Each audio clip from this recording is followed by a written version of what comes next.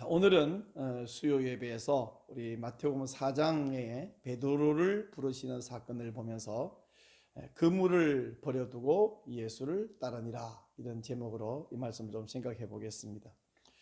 우리가 마태복음, 마가복음, 누가복음, 요한복음 이런 순서로 읽다 보니까 이것이 기록된 순서도 그런 것인가 이렇게 살짝 오해나 착각할 때가 있지만 꼭 그렇지 않죠. 복음서에 보면 예수님이 베드로를 부른 사건은 3번 나오고 있어요. 3번 중에서 제가 생각할 때 성경을 연구해서 이 순서가 맞을 것이다 하는 순서대로 좀 이야기를 해드릴게요. 우선 요한복음 1장에 보면요,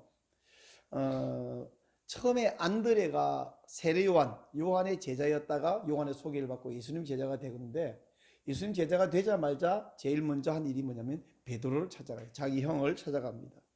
그리고는 우리가 메시아를 만났다 이랬더니 이제 베드로가 안드레 이야기를 듣고 예수님을 만나러 와요. 그때 예수님이 뭐라 그러냐면, 네가 요한의 아들 시몬이니 장차 게바라 하리라. 게바라는 말은 아람어인데 반석이란 뜻이에요. 그 말이 헬라어로는 베드로, 페트로스, 베드로죠. 게바는 아람어고 베드로는 헬라어고 반석은 우리나라 말인데, 이렇게 예수님 만나는 장면이 나오고, 두 번째 예수님 장면이 오늘 읽었던 마태복음 4장에 있는 이 부분인데, 예수님이 갈릴리 해변에 다니시다가 베드로, 안드레가 그물 던지는 것을 보시고 나를 따라오라, 내가 너희를 사람을 낚는 어부가 되게 하리라, 이렇게 해서 따라 나섰죠. 세 번째 또 예수님과 베드로가 만난 장면이냐면 누가복음 5장에 나와요. 예수님이 전도를 하시다가 많은 군중들이 예수님 만나러 에워싸니까 베드로의 배가 있는 것을 보고 빌려요. 그리고 배에 서서 그 해안가에 둘러서 있는 사람들에게 설교를 하고, 설교를 마치고 베드로에게 깊은 데로 가서 그물을 내려라, 이렇게 말하죠. 근데 이 깊은 데가 여기는 어쩌다가 좀 얕고 여기는 조금 깊고 이런 차원이 아니고요, 이 배 돌아서 깊은 데가 아니라 그 갈릴리 바다, 지금 이 이야기가 진행되는 곳은 갈릴리 바다의 서쪽이거든요. 그 서쪽에서 깊은 데가 어디냐 하면 동쪽으로 갈릴리 바다 전체의 한 3분의 2 되는 지점까지 노를 져서 가야 돼요. 그러면 한 2시간 걸리거든요.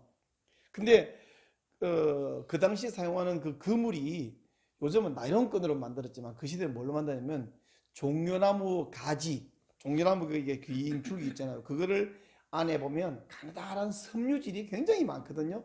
그 섬유질을 꽁아서 그물을 만드니까 이게 지금 나일론끈보다 비교 안 되게 굵고, 그리고 그것이 검어요, 색이. 그러니까 아무리 물고기가 멍청해도 대낮에 그 굵고 검은 그물을 이렇게 들여놓으면 거기서 걸릴 놈이 없을 거 아니에요. 그러니까 항상 밤에 이런 그 어업을 했는데, 대낮에 가가지고 그물을 내려놓았는데 끌어올리니까 2배에 잠길 만큼 가득 찼다. 그때 베드로가 한 말이 주여 나를 떠나소서, 나는 죄인으로소이다, 이렇게 말했던 장면이 나오죠. 이 세 사건은 다 팩트인데, 지금 말한 대로 요한복음이 첫 번째인 것 같고 마태복음이 두 번째, 누가복음이 세 번째, 이런 순서인데, 이런 순서로 바라보면 누가복음에서 베드로 생면부지의 어떤 선생이 와서 자기 배를 빌리달라 한다고, 뭐 그건 좀 빌려줄 수도 있다 생각 들지만, 거기 서서 설교하는 것 한 번 듣고 나서 이분 범상한 분이네. 그리고는 깊은 데 가서 그물이라 깊은 데까지 막 배를 2시간 노조가, 그것도 밤새 일했고 지금 이제 피곤해가지고 쩔어서 몸이 막 이게 뭐죠, 물 먹은 솜처럼 무거운데 그 노조가 갔다 오면 하루 완전히 망치는데, 그러니까 이건 생명부지 어떤 사람에게 설교함 듣고 움직인 것이 아니라 자기가 이미 만났고 따르기로 결심한 스승이신 예수님 명령을 따른 거다, 이 말이죠. 그렇다면 왜 예수님은 이미 베드로를 부르는데 베드로는 또 돌아가서 또 부르고 이런 일이 벌어지느냐, 이걸 이해하려고 그러면 성경시대 사람들의 그 생활 양식을 이해하면 좀 이걸 이해하는 데 도움이 돼요. 고대 히브리인들은요, 어떤 지도자나 어떤 스승이 제자를 부르면 곧바로 그 부름에 응답하고 따라 나서는 독특한 그 사고방식이 있었어요. 이런 사고방식은 왜 생겨났냐면, 하나님이 사사를 부를 때, 선지자를 부를 때, 또 선지자가 제자를 부를 때 그 스승이 제자를 부르는 그 부름을 하나님의 부름으로 인식하고 응답하던, 이런 것에서 비롯되었습니다. 대표적인 예가 엘리야가 엘리사를 향해서 너 나를 따라오라 하니까 즉시 따라오는 이런 장면을 우리가 성경에서 보죠. 물론 여기는 전제 조건이 있습니다. 아무나 나를 따라오라 예 이런 게 아니라 그 부르는 스승이 누구며 얼마나 훌륭한 사람인가가 이미 잘 알려지고 또 훌륭한 선생님이라는 정평이 나 있어야 되며 또 그 선생, 그 스승과 자기가 추구하는 이념과 사상 그리고 목표가 같아야 되죠. 아무나 부른다고 따라서는 아니죠. 이제 예수님 시대는 특별히 어떤 뛰어난 지도자가 부르면 제자들이 막 거기에 사람들이 모여드는 이유가 하나 더 있었는데 식민지였어요. 로마 식민지. 우리도 일제 35년 식민지 해본 기억이 있어갖고 막 이 울분을 삭히지 못하는데 자기 혼자서는 뭘 어떻게 해보지를 못해요. 근데 어떤 능력 있는 리더십 있는 지도자가 사람들을 모을 때 자기도 거기에 따라오라 그러면 와 나를 인정해서 불러주는구나 이렇게 해서 따라 나섰죠. 제자들이 이제 예수님께 합류를 해서 따라서 12제자가 있고 12제자 외에도 다른 이 무리들이 이렇게 동심원을 그리듯이 뭐 126, 12명 그 가운데 핵심에는 또 3명 있잖아요. 코아에는 3명, 12명, 70명, 120명, 3,000명, 5,000명 이렇게 무리들이 있는데 근데 이 사람들이 나머지 군중들이야 가끔 따라다닌다고 할 수 있지만 12명이라고 해서 365일 내내 예수님하고 딱 붙어 다닌 것만은 아니었어요. 그 시대 사람들이 다 스승이 부를 때는 응답해서 따라 나서지만 또 계절이 바뀌면 집에 가서 농사도 지어야 되고 고기도 잡아야 되고 가족을 부양하는 책임도 져야 되고 이랬거든요. 근데 봄에 4월 달에 밀보리와 밀추수를 끝내고 나면 이제 할 일이 없어요.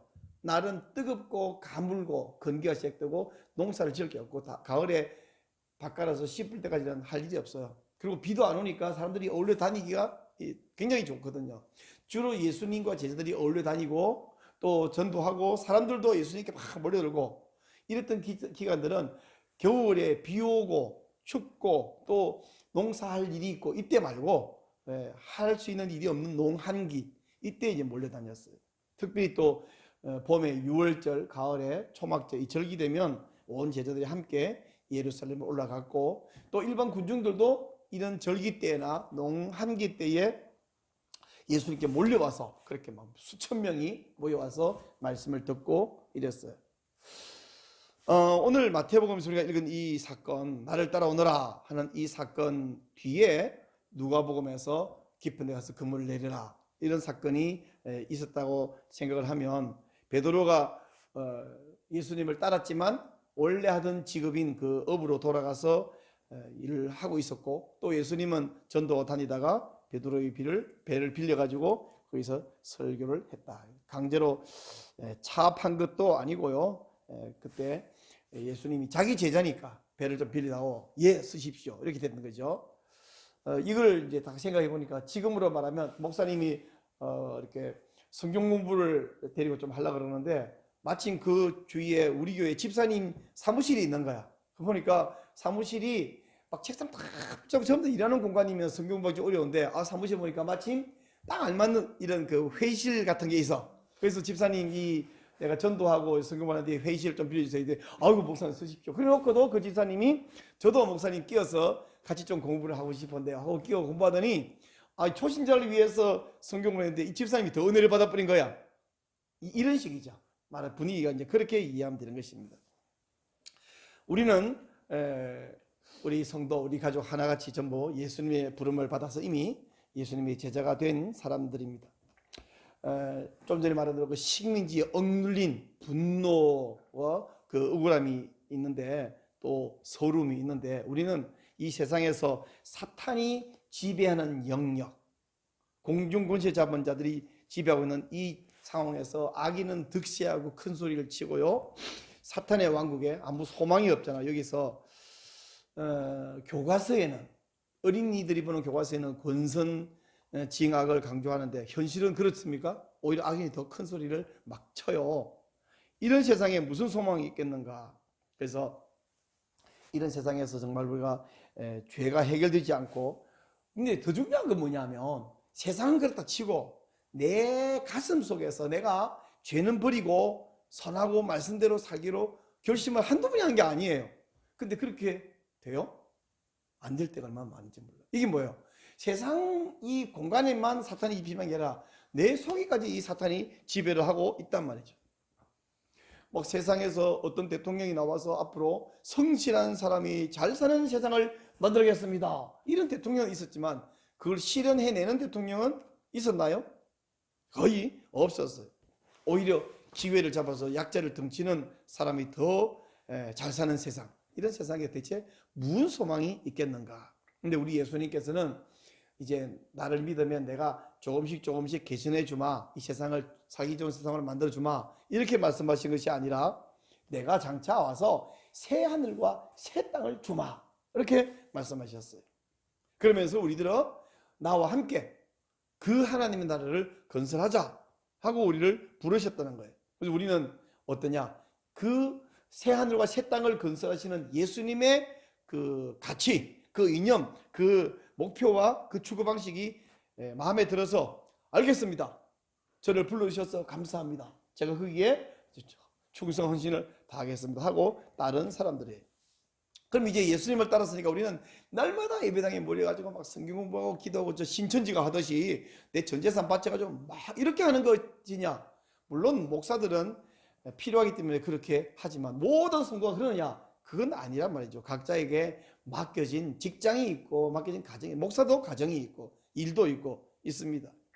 그럴 때 무책임한 남편, 무책임한 아빠, 무책임한 사장, 무책임한 직장인, 그건 좋은 사장도 좋은 종업원도 아니죠. 우리는 책임을 져야 돼요. 그래서 교회에서 좋은 성도가 세상에서도 좋은 직장인, 또 좋은 사장, 또 좋은 아버지, 좋은 어머니, 좋은 이런 자기 일을 다 감당을 할 수 있어야 됩니다. 근데 또 반대 극단은 뭐냐 그러면 맡겨진 가정과 사업과 공부와 이거 하느라고 뭐예요? 하나님 앞에 예배드리고 성경 공부하고 기도하고 전도하고 함께 교제하고 헌신한 이 일을 또 등한히 하는 서비스, 그건요 세속주의자가 되죠. 그러니까 우리는 한쪽으로 치우치는 걸 너무 잘해. 그냥 신비주의에 빠져가지고 막 자기가 맡겨진 본 그 중요한 일은 다 팽개치는 사람이 있는가 하면 반대로 세속주의에 빠져가지고 자기 욕심을 채고 교회는 억지로 예배에 겨우 한번 나와주는 이런 사람들, 둘 다 잘못된 거죠. 요새 그런 말 하더라고요. 균형, 영어로 밸런스를 강조해서 워라벨 이런 말 있죠, 그죠? 워크와 라이프의 밸런스. 근데 이제 또 학생들은 스라벨 이란 말이 있더라고요. 뭔지 알죠? 스터디와 라이프의 밸런스. 그래서 제가 그런 식으로 신앙생활과 우리 각자의 개인생활, 직장, 가정 이걸 다 밸런스를 맞춰야 되겠다 생각해서 보통 워라벨, 서라벨 할 때 그 라이프는 그 자기 개인의 생활을 이야기하지만 나는 우리가 직장, 공부, 또 개인 그 모든 걸 합쳐가지고 라이프라고 규정을 하고, 그 반대는 릴리전, 우리의 종교, 신앙생활을 합쳐서 내가 한 말을 만들어 봤어요. 릴라벨, religion and life 밸런스. 릴라벨, 우리가 좋은 제자, 좋은 성도는 어떤 성도냐면 릴라벨의 균형을 잘 유지하는 이런 성도가 참 좋은 성도다. 그래서 우리 예수님 제자로서도 충성을 다할 뿐 아니라 내게 맡겨진 가정, 직장도 잘 감당하는 이 균형을 유지하는 것이 중요하다. 이것을 잊지 말고 우리가 예수님께 헌신하고 또 내게 맡겨진, 우리 12제자가 그렇게 했거든요. 바로 그런 제자가 되기를 원합니다. 그래서 오늘 말씀 제목이 뭐였다고 그런지 기억나나요? 잊어버렸죠? 그물을 버려두고 예수를 따르니라. 오늘 마태복음 4장 20절 말씀이거든요. 자, 20절 한번 읽고 마칩시다. 시작. 그들이 곧 그물을 버려두고 예수를 따르니라. 아멘.